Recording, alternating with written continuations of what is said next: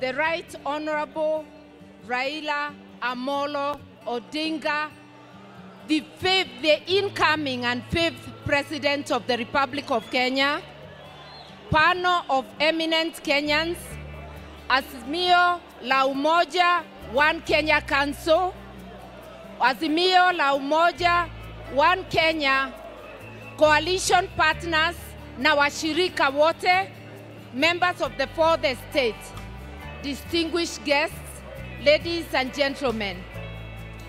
The selection of a running mate and a deputy president designate is one of the most important decisions a presidential candidate has to make. Hello? Hello? I have just said that the selection of a running mate and a deputy president designate is one of the most important decisions a president.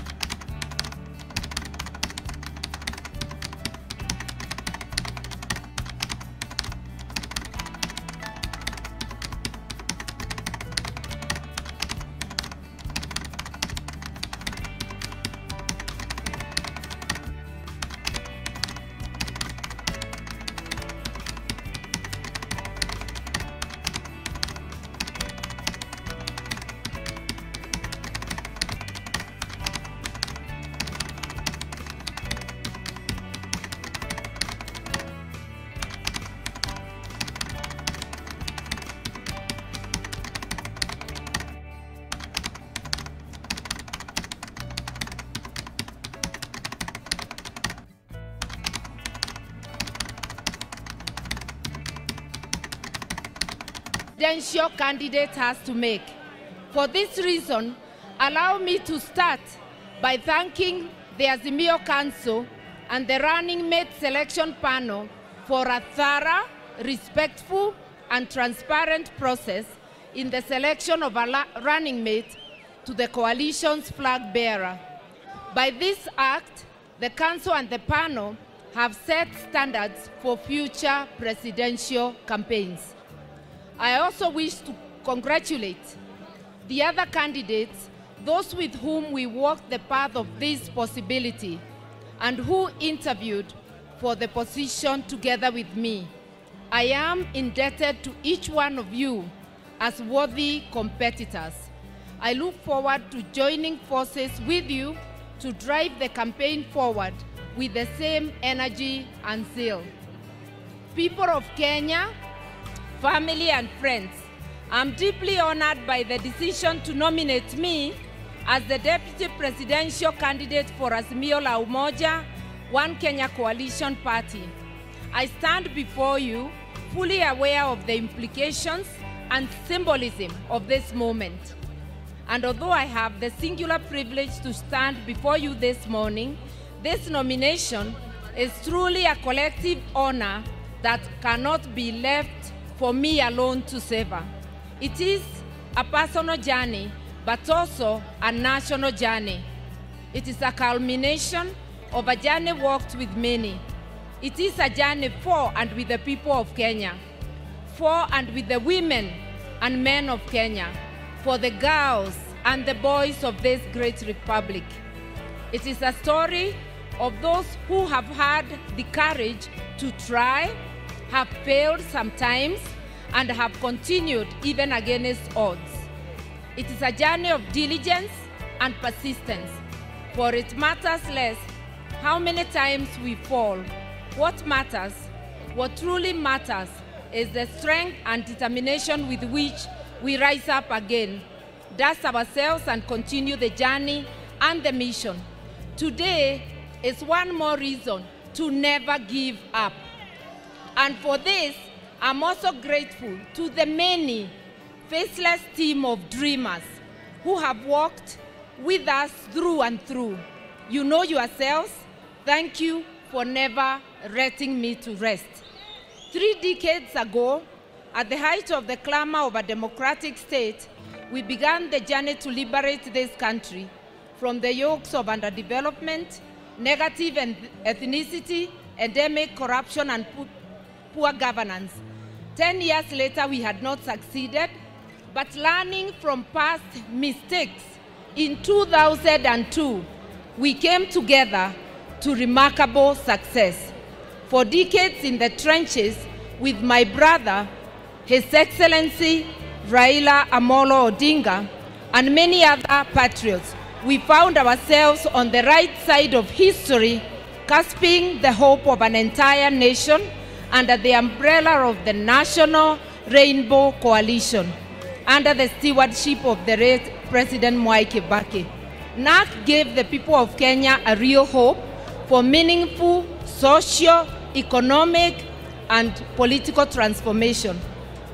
2002 was a powerful moment of dreams about possibilities and dreams of what can be when a people and their leaders are united in purpose, in servanthood.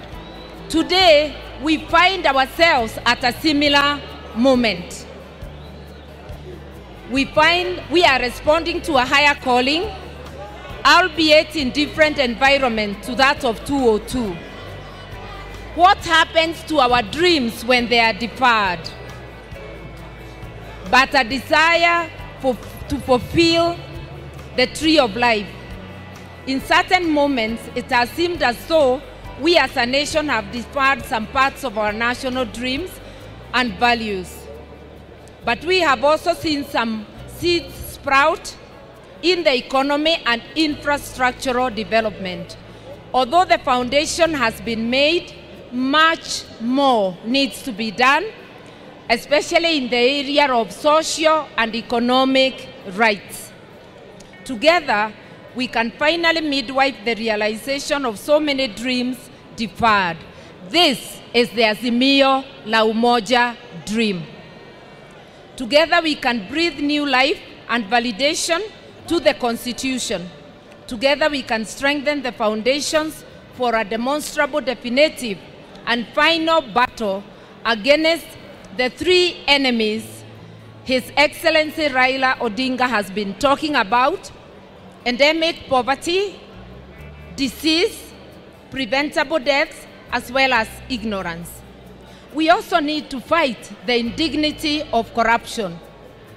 I believe in my heart of hearts that if we can erode the power of corruption in our midst, we can finally cross the Rubicon to the promised land.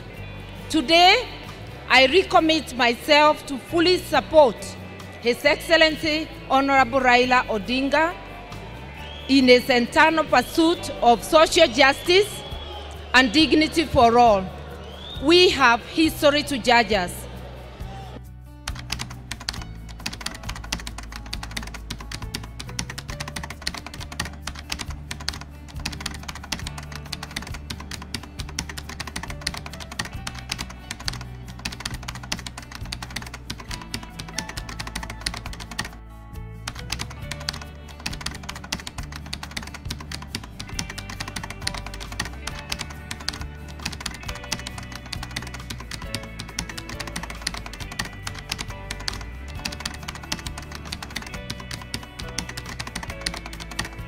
When we were fighting for democracy, our primary competitors in this election were enjoying the status quo.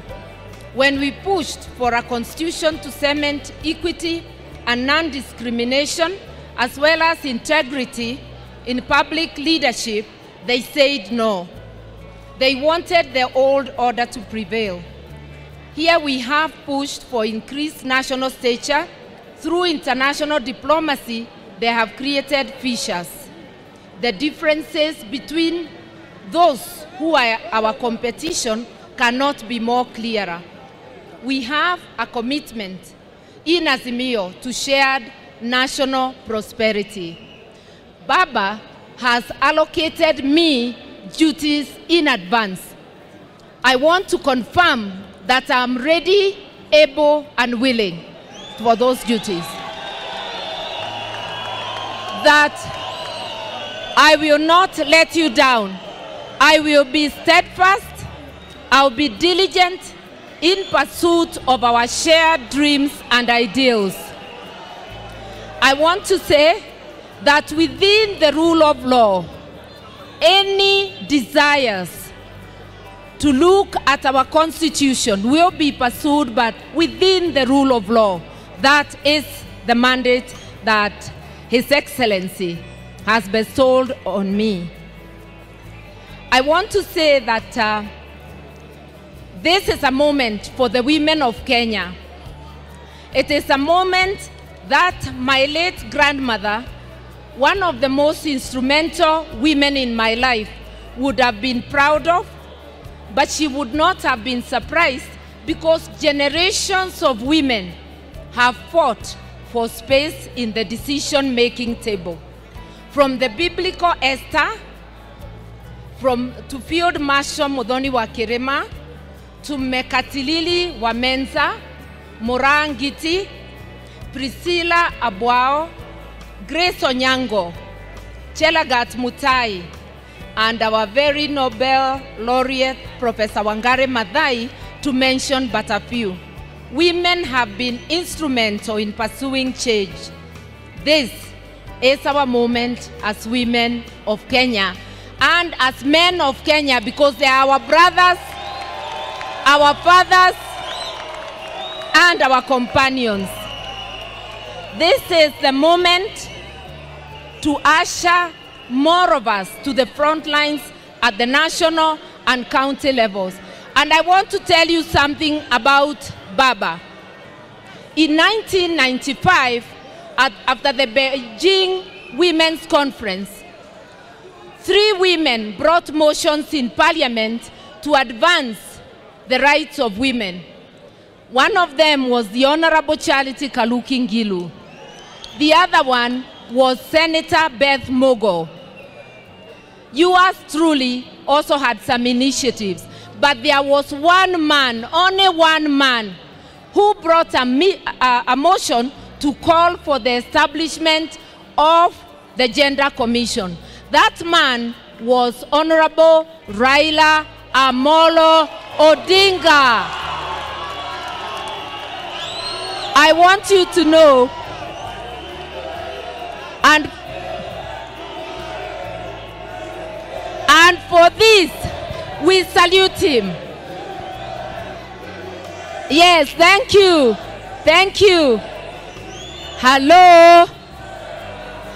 For this, we salute him, and I want to tell the people of Kenya, his commitment to having women sit with our men on the decision-making table truly comes from his heart and is not superficial. That is the person, our esteemed candidate, the Right Honorable Raila Odinga, is. We have a lot of work to do. We know the country. We know what our country needs, and we know what it takes to take us there. Azimio is a quest for equitable economic growth, strong devolved units, improved access to affordable quality education, and the many things that are in the Azimio manifesto. Like in the days of old, I remember that moment 20 years ago when His Excellency Raila Amolo Odinga said, when he said Kebake Tosha, I am proud today, together and in a time such as this, to say Raila Amolo Odinga Tosha.